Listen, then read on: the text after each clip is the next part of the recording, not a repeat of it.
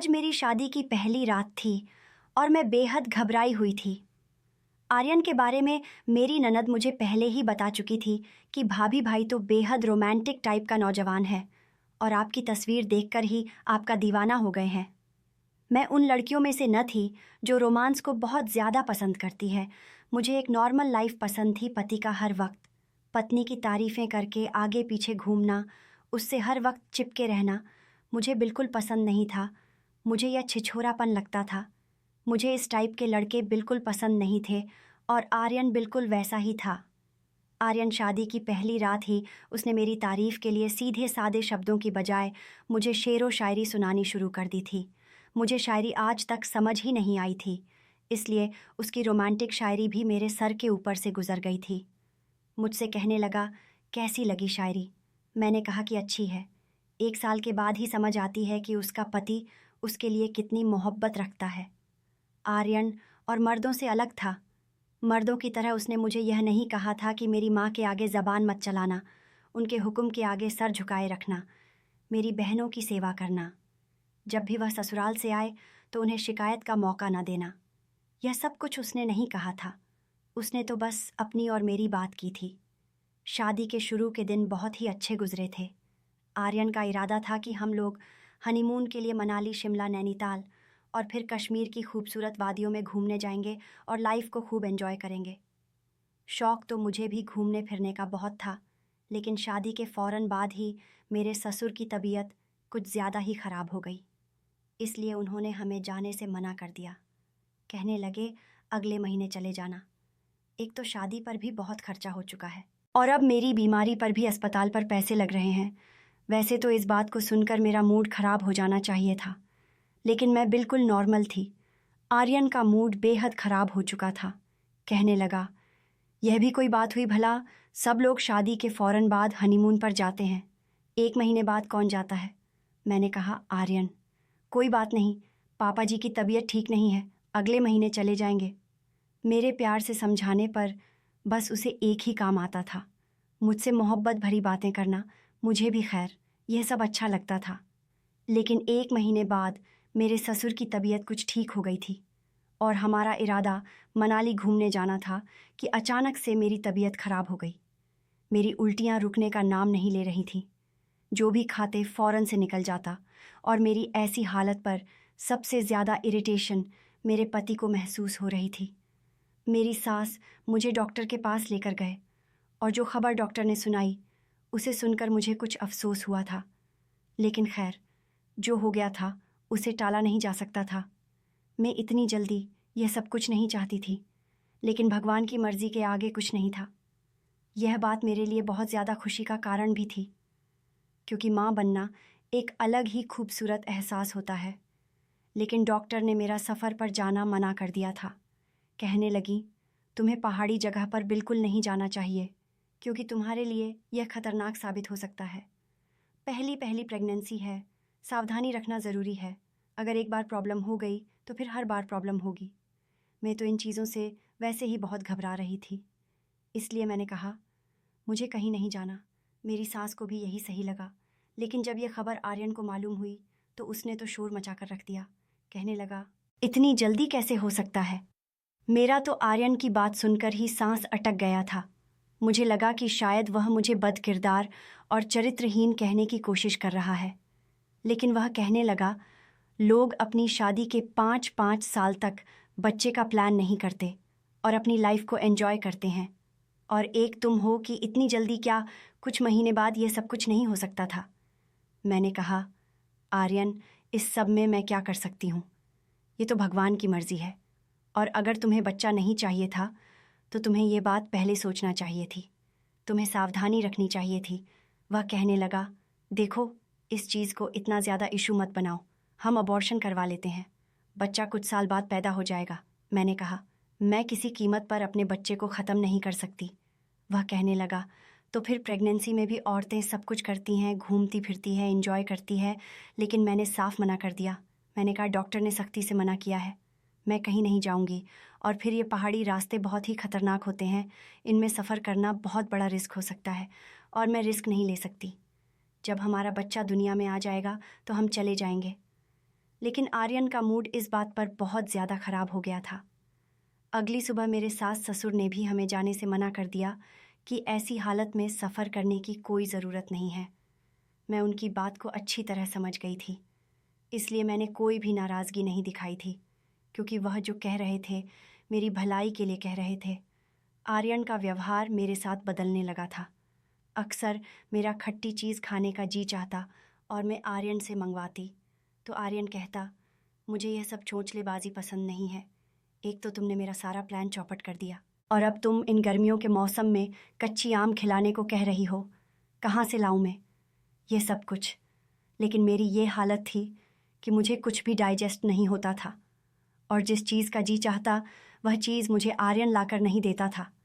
एक बार मैंने उसे कहा, गोलगप्पे ला देना मेरे लिए, आर्यन, लेकिन वह लेकर नहीं आया। मेरा दिल इतना बुरा हुआ कि मैं रोने लग गई।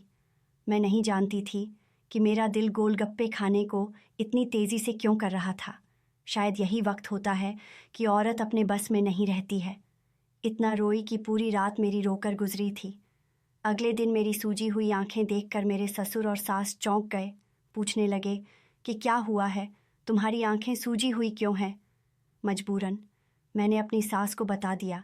वह कहने लगे, यह क्या बात हुई भला, उसने तुम्हारी बताई हुई चीज़ लाकर क्यों नहीं दी? इसी हालत में तो औरत को खुश रखना चाहिए। अगले दिन मेरी सास ने मुझे प्लेट भरकर गोलगप्पे दिए थे। अक्सर ऐसा ही होता कि रात के वक्त मेरा जी मचलाने लगता। जैसे ही आर्यन मेरे करीब आता, मुझे अपनी बाहों में भरता, तो मुझे उल्टियाँ आने लगती। इसे मौके पर आर्यन को मेरी हालत समझनी चाहिए थी, लेकिन वह इस बात से चीढ़ने लगता। मैं मुंह पर हाथ रखकर फ़ौरन वॉशरूम में भागती थी। जैसे ही मैं वॉशरूम से बाहर आती तो सबसे ज़्यादा बुरी शक्ल मुझे बाहर आकर आर्यन की देखने को मिलती थी। मैं बेहाल होकर बेड पर बैठ जाती।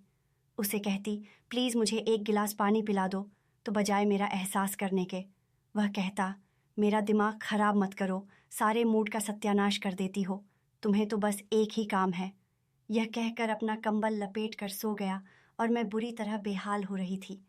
एक तो शादी के फ़ौरन बाद घर की जिम्मेदारियां, और फिर इतनी जल्दी प्रेगनेंसी। मेरी ज़िंदगी एकदम बदल चुकी थी। 1 महीने में क्या से क्या हो गई थी, और यह सब कुछ मेरे लिए नया नया था। मैंने अपने बहते आंसू साफ किए, बड़ी मुश्किल से उठकर किचन में चली गई, फ्रिज से ठंडा पानी निकाला और घूंट घूंट पीने लगी। जैसे ही 4 महीने हुए, मेरा शरीर कुछ उभरने लग गया था। जब भी मैं आर्यन को बोलती, मेरे साथ डॉक्टर के पास चलो, मुझे चेकअप करवाना है, तो वह मुझसे चिढ़ने लगता। मुंह बिचकाते हुए कहता, इस हालत में जहर लग रही हो तो मुझे इसे तुम्हें बाहर लेकर नहीं जाना।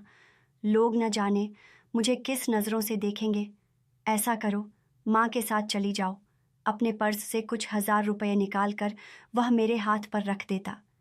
मैं उसे मनाने की बहुत कोशिश करती कि इसमें मेरा क्या दोष है। तुम मेरे साथ ऐसा व्यवहार क्यों करते हो? अब यूं ही दिन गुजरने लगे थे। यह 9 महीने मैंने बड़ी मुश्किल से गुजारे थे, क्योंकि इन 9 महीनों में एक दिन भी ऐसा न था कि मुझे उल्टी न आई हो। लेकिन मेरे सब्र का फल मेरे भगवान ने मुझे बहुत खूबसूरत दिया था। मैंने 2 जुड़वा बच्चों को जन्म दिया था। उस दिन तो आर्यन के चेहरे पर भी मुस्कुराहट थी। सबसे पहले उसने ही अपने बच्चों को अपनी बाहों में भरा था और प्यार किया था। जाहिर है, औलाद औलाद ही होती है। सब लोग बहुत खुश थे, मेरी सास ससुर और ख़ासकर आर्यन। मेरे बच्चे सी सेक्शन से पैदा हुए थे, इसलिए मुझे चलने फिरने में बेहद तकलीफ़ होती थी। पूरा दिन तो मेरी सास और नंदें और घर की नौकरानी मेरा ख्याल रख लेती थी, लेकिन अगर रात को मुझे वॉशरूम जाना पड़ता तो आर्यन मेरा हाथ तक नहीं पकड़ता था। कहता था, प्लीज़ मैं यह सब नहीं कर सकता। मैं बड़ी मुश्किल से बेड से उठती थी, दीवार का सहारा लेते हुए वॉशरूम जाती थी। फिर यह भी डर होता था कि कहीं गिर गई तो मुसीबत हो जाएगी। अभी मैं बहुत मुश्किल से तकलीफ़ को सहते हुए वॉशरूम से बाहर आकर बेड पर बैठी थी। मैं बुरी तरह से पसीने से भीग चुकी थी। मेरे सांस से सांस नहीं मिल रही थी। बुरी तरह से हाँफ रही थी कि मेरा बेटा गोलू और मेरी बेटी जुगनू दोनों नींद से जाग गए। उन्हें शायद भूख लगी थी। आर्यन उस वक्त गहरी नींद में था, लेकिन बच्चों के रोने की आवाज़ सुनकर बजाय उसे पकड़ने के लिए मुझे कहने लगा, अनामिका प्लीज़ इन्हें चुप करवाओ, मुझे सुबह ऑफिस भी जाना है। मैंने कहा। आर्यन थोड़ी देर के लिए उन्हें पकड़ लो, देख नहीं रहे मेरी क्या हालत हो गई है। कहने लगा, बस भी करो, ये बच्चे संभालना और पालना मेरे बस की बात नहीं है, मैं यह सब नहीं कर सकता। पकड़ो भाई, इसे अजीब मुसीबत है, रात को सोना भी नसीब नहीं होता। यह कहकर उसने अपना तकिया और कंबल उठाया और कमरे से बाहर चला गया। मेरे बच्चे रोए जा रहे थे और मेरी हालत यह थी कि मैं बैठ भी नहीं पा रही थी।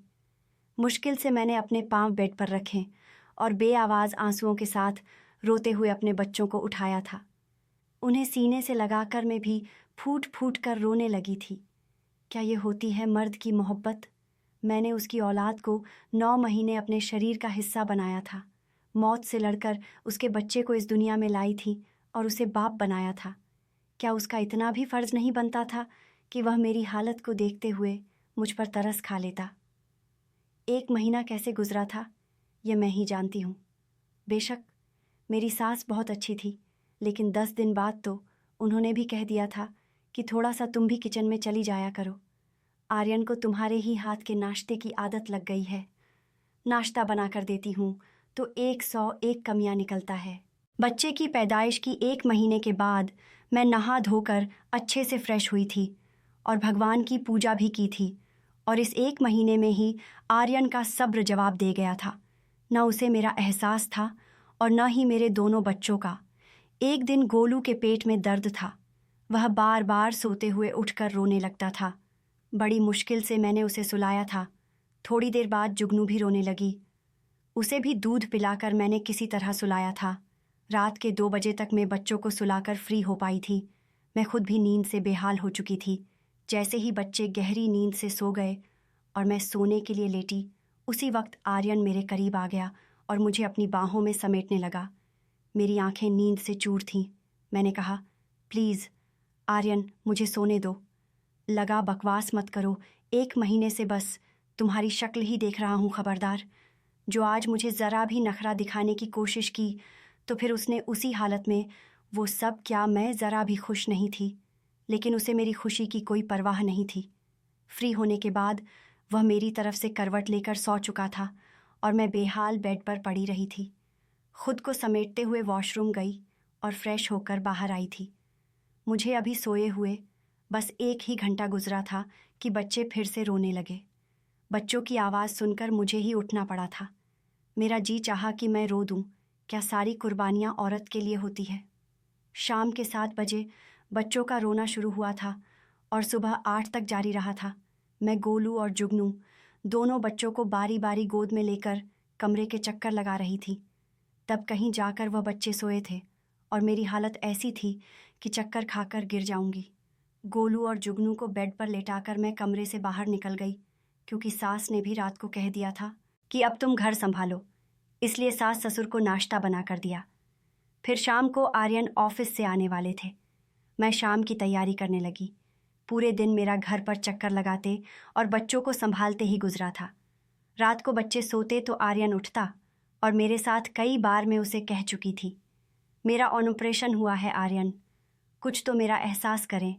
लेकिन मर्द को शायद इन बातों से कोई मतलब नहीं होता। वह मुझसे शरारत करते हुए कहता कि मेरा ख्याल कौन रखेगा। अनामिका, कसम से बड़ी जालिम हो, तुम इतना प्यार करने वाला पति है तुम्हारा, और एक तुम हो कि उसकी मोहब्बत का जवाब मोहब्बत से देने की बजाय नखरे दिखाती हो। मैं ये सब सुनकर चुप हो जाती। दिन रात की जिम्मेदारियां संभालते संभालते मैं थक चुकी थी। अब तो मेरे चेहरे की रौनक भी मुरझाने लगी थी। पूरी रात बच्चे जगाए रखते और पूरा दिन सोते रहते थे, और दिन भर मुझे आराम की बजाय पूरे घर को संभालना पड़ता था। कामों से फुर्सत नहीं मिलती थी। मेरी आंखों के नीचे काले गहरे गड्ढे पड़ने लगे थे। उस पर भी आर्यन मुझे ताने देने लगा था। कहता, ये तुमने अपना क्या हाल बना रखा है, अपना शरीर देखा है तुमने, हर तरफ से फैलने लगी हो, थोड़ा कम खाया करो। तुम्हें पता है ना, मोटी लड़कियों से मुझे कितनी चिढ़ है यार, प्लीज़ खुद को मेंटेन करके रखो। आर्यन न जाने क्यों बहुत चिड़चिड़ा सा रहने लगा था। हालांकि घर की और बच्चे की जिम्मेदारियों के बावजूद मैं आर्यन के घर आने से पहले तैयार हो जाती थी, लेकिन आजकल उसे मुझ में कमियां ही कमियां नजर आने लगी थी।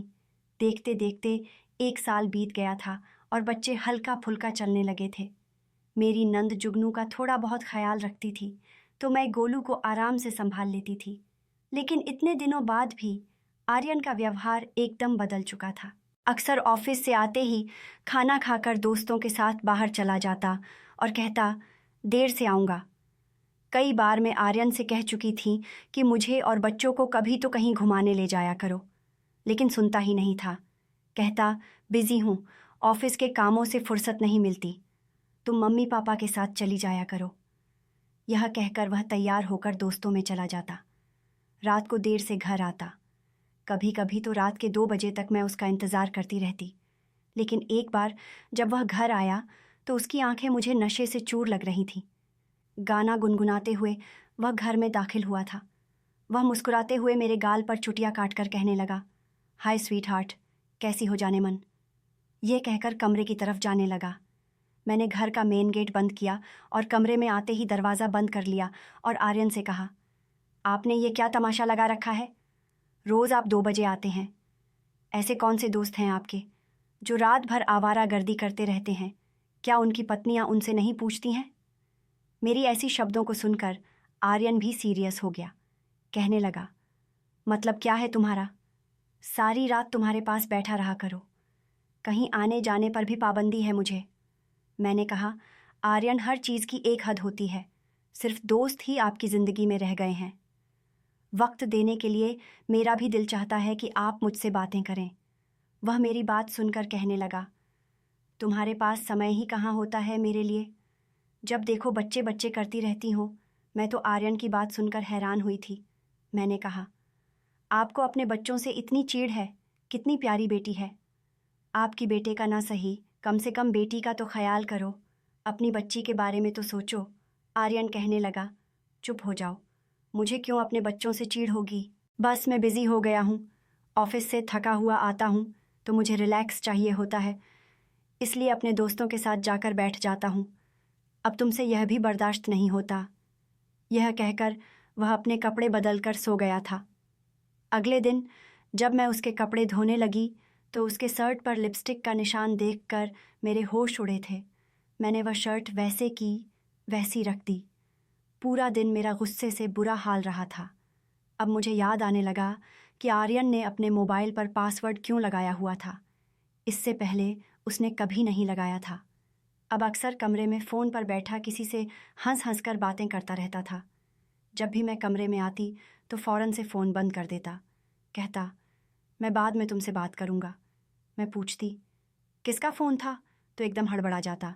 कहता, दोस्त का फ़ोन है, और फिर बात को बदल देता। रात को जब आर्यन ऑफिस से वापस आया तो खाना खाते ही मुझसे कहने लगा, मैं दोस्तों के पास जा रहा हूँ, रात को देर से आऊँगा। मैंने कहा, आज आप कहीं नहीं जाएंगे? वह कहने लगा, फिर तुम्हारा वहीं रोज़ का तमाशा शुरू हो गया है। वह गुस्से से कह रहा था। मैंने अलमारी से उसकी शर्ट निकाली और उसके ऊपर फेंक दी। मेरी इस हरकत पर वो कहने लगा, क्या बदतमीज़ी कर रही हो तुम मेरे साथ? ये क्या हरकत है? शायद उसके मुंह पर जाकर लगी थी और फिर शर्ट ज़मीन पर गिर गई थी। वह गुस्से से मुझे घूर रहा था। मैंने शर्ट ज़मीन से उठाई और लिपस्टिक का निशान दिखाया। मैंने कहा, ये सब क्या है? जैसे ही उसकी नज़र निशान पर पड़ी थी उसकी रंगत उड़ी थी। मैंने कहा, तो यह है तुम्हारी वो दोस्त जिसे तुम रोज़ मिलने जाते हो? आर्यन, कौन है ये लड़की? वो मुझसे नज़रें चुराने लगा। मेरे शब्द तेज़ हुए थे। मैंने कहा, मैं आपसे कुछ पूछ रही हूँ, कौन है यह लड़की जो आपके इस हद तक करीब है? मेरी आवाज़ में ना चाहते हुए भी नमी उतर आई थी। मेरी आंखों से आंसू बहने लगे थे। मैंने कहा, क्या कमी थी मेरी मोहब्बत में या मेरी वफ़ा में जिसका आपने मुझे यह सिला दिया है? मेरी बात पर उसने मुस्कुराया था। कहने लगा, मोहब्बत की कमी। फिर मेरे पास आकर कहने लगा, कौन सी मोहब्बत की है? तुमने मुझे अपने पास तो आने नहीं देती हो। 1 महीने के बाद ही तुम्हें बच्चा पैदा करने का भी शौक़ हो गया। मैंने उसी वक्त तुमसे कहा था कि मुझे लाइफ एंजॉय करने हैं। हम खामोशी से अबॉर्शन करवा लेते, किसी को कुछ पता नहीं चलता। बच्चे का क्या था, 2-4 साल में भी पैदा हो जाता। लेकिन तुम नहीं मानी। तुम पर तो पाप और पुण्य का भूत सवार हो गया था कि बच्चा गिरा दिया तो पाप लगेगा। अनामिका, अगर मुझसे मोहब्बत होती तो तुम मेरी बात मानती। हम नैनीताल, कश्मीर और मनाली जैसी खूबसूरत जगह पर घूमकर अपनी लाइफ को एंजॉय करते। लेकिन तुम्हें मेरी पत्नी बनने से ज़्यादा माँ बनने का शौक़ ज़्यादा था। फिर मुझे बाजू से पकड़कर आईने के सामने ले गया।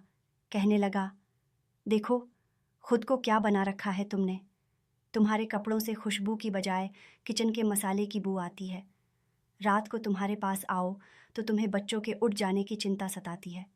सुबह जल्दी उठकर मम्मी पापा को नाश्ता देने की चिंता सताती है। सबकी परवाह है, तुम्हें बस मेरी परवाह नहीं है। और अगर मैं थोड़ी सी दिल लगी करने लगा तो तुम आज सवाल जवाब कर रही हो। मैं तो आर्यन की बातें सुनकर जितना हैरान होती उतना कम था। मैंने कहा, आर्यन, ये घर किसका है? मैं किसके घर को संभाल रही हूँ?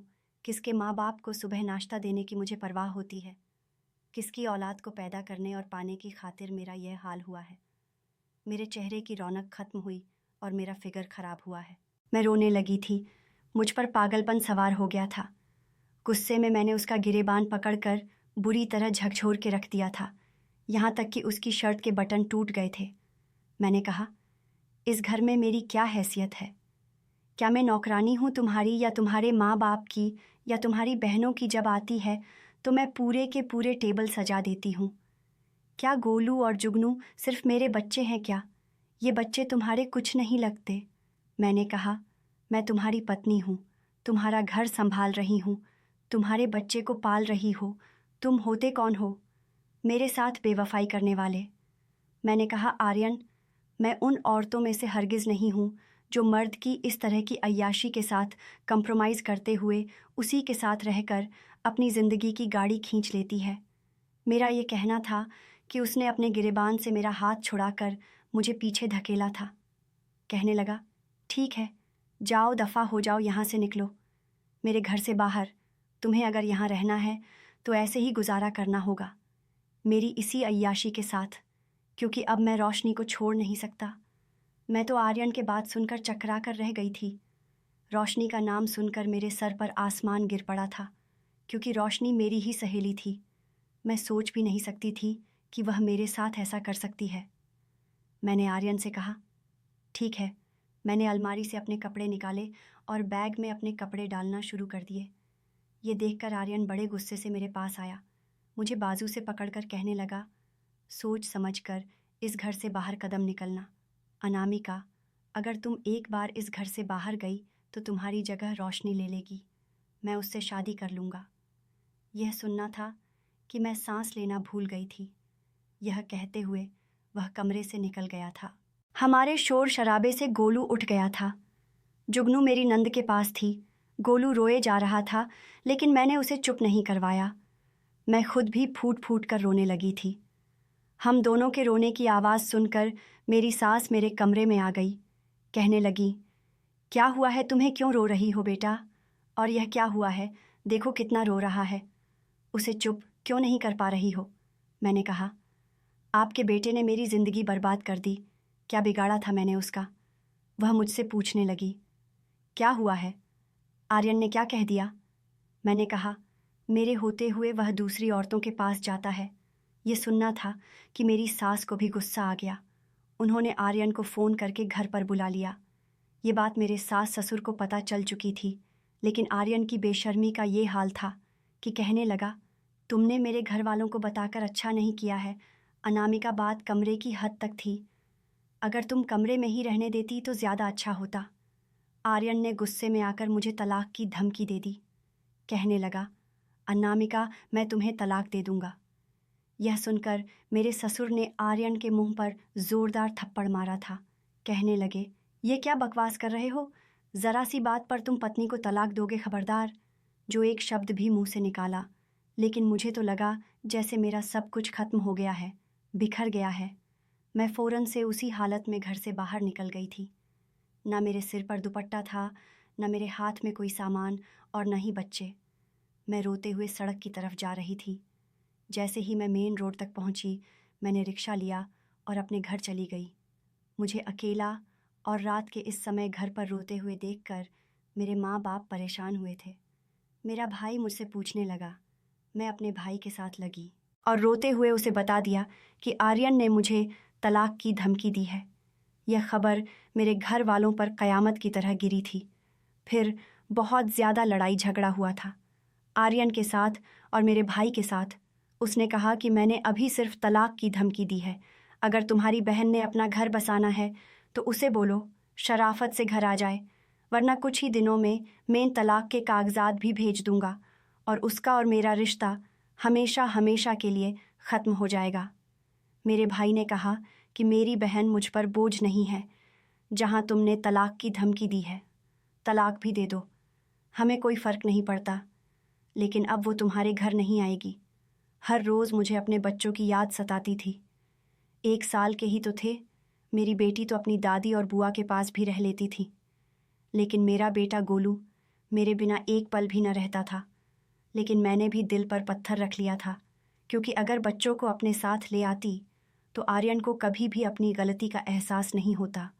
कोई भी दूसरी औरत किसी का बच्चा नहीं पाल सकती। 15 दिन हुए थे मुझे मायके में बैठे हुए जब मेरे सास ससुर गोलू को साथ लेकर आए थे। गोलू रोए जा रहा था। उसे देखकर मेरा दिल बुरी तरह तड़प उठा था।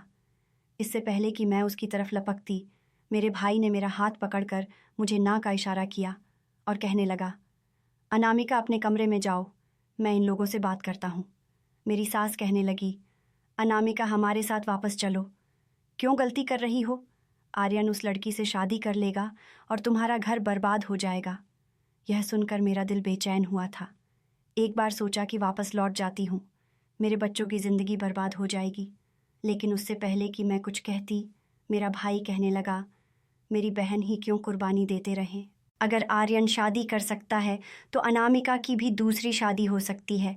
अपने बेटे से कहो कि तलाक के कागजात भेज दे। मेरी बहन अनामिका को उसके नाम पर बिठाए नहीं रखूँगा। मेरी सास रोने लगी, कहने लगी, जुगनू और गोलू की ज़िंदगी बर्बाद हो जाएगी। अपनी औलाद की खातिर कुर्बानी देनी ही पड़ती है।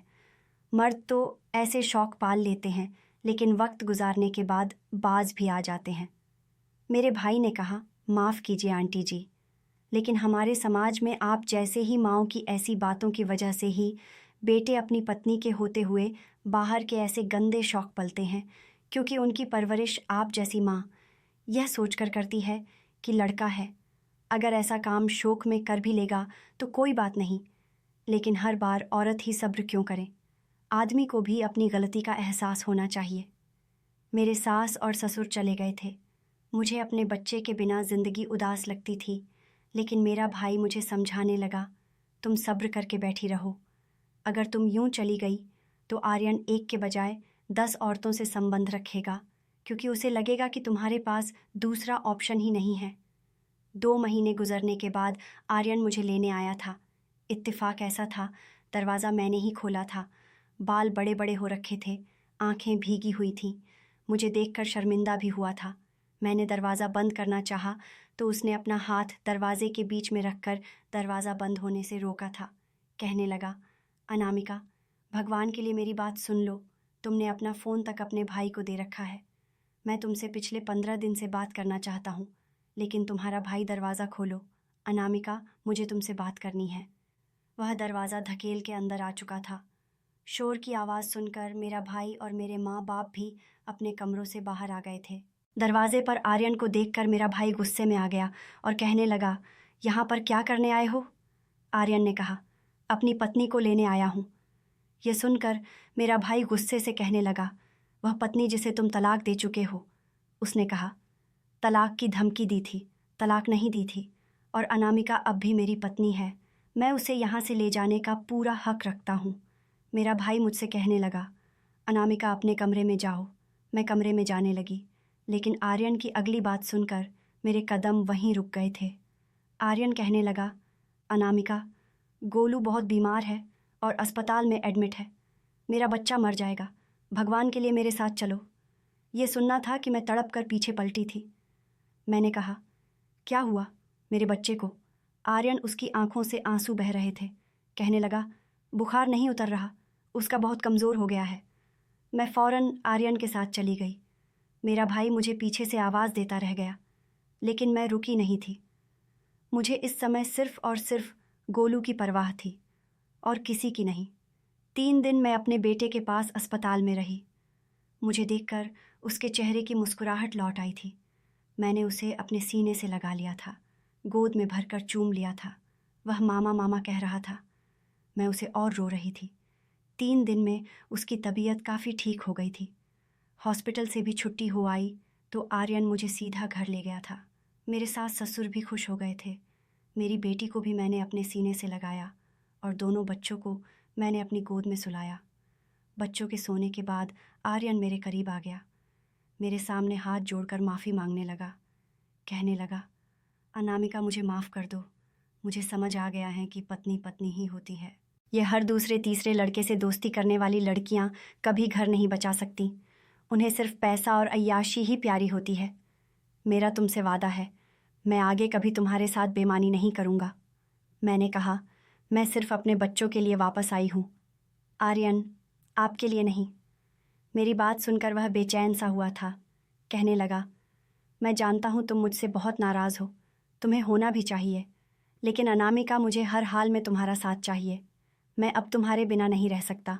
मुझे अपनी गलती का एहसास हुआ है और मैं अपनी इस गलती का पश्चाताप भी करने को तैयार हूँ। एक बार मेरी बात का विश्वास करके देखो, मैं तुम्हें ज़िंदगी में सारी खुशियाँ दे दूँगा और प्लीज़ इनकार मत करना। आर्यन की इन बातों ने मुझे बेचैन किया था। मैंने कोई जवाब नहीं दिया, लेकिन मेरे दिल में उसके लिए अब मोहब्बत नहीं रही थी, जो पहले कभी हुआ करती थी। आर्यन मेरा पहले से भी ज़्यादा ख्याल रखता था, लेकिन बदले में मैं उसे प्यार नहीं दे पाती थी जिसकी वह मुझे उम्मीद लगाए हुए था। पति पत्नी का रिश्ता ऐसा ही होता है। किसी शीशे की तरह एक बार दरार आ जाए तो कभी पहले जैसी मजबूती नहीं रहती। मेरी खामोशी आर्यन को खलने लगी थी। बार बार कहता, अनामिका तुम पहले जैसी नहीं रही, लेकिन मैं उसे जवाब नहीं देती। मर्द क्यों, ये समझता है कि वह कुछ भी कर ले। पत्नी उसे हमेशा माफ़ करके पहले जैसी मोहब्बत देती रहेगी। ऐसा नहीं होता। मैंने उसको उसके घर को बसाने की खातिर अपनी चयन, अपनी खूबसूरती तक को मिटा दिया था और उसने अपनी वफ़ा देने के बजाय मुझे तलाक की धमकी दी थी और मुझे घर से निकाल दिया था। और उसे होश उस वक्त आया जब रोशनी ने उससे शादी करने से इनकार कर दिया। फिर वह मुझसे पहली सी मोहब्बत की उम्मीद लगा रहा था। अगर रोशनी उसे शादी के लिए इनकार न करती तो क्या आर्यन मुझे वापस घर में लेकर आता और मुझे मोहब्बत और वफ़ा दे पाता? मेरा आप लोगों से यही सवाल है, क्या मुझे आर्यन को माफ़ करके उसे दिल से स्वीकार कर लेना चाहिए, या फिर सिर्फ अपने बच्चों की खातिर मुझे आर्यन का साथ निभाना चाहिए? दोस्तों, उम्मीद करती हूँ आपको हमारी कहानी पसंद आई होगी। कहानी पसंद आई है तो वीडियो को लाइक करें। चैनल पर नए हैं तो चैनल को सब्सक्राइब करें और हाँ, नोटिफिकेशन बेल को ज़रूर दबाएं ताकि अगली अपडेट सबसे पहले आपको मिले।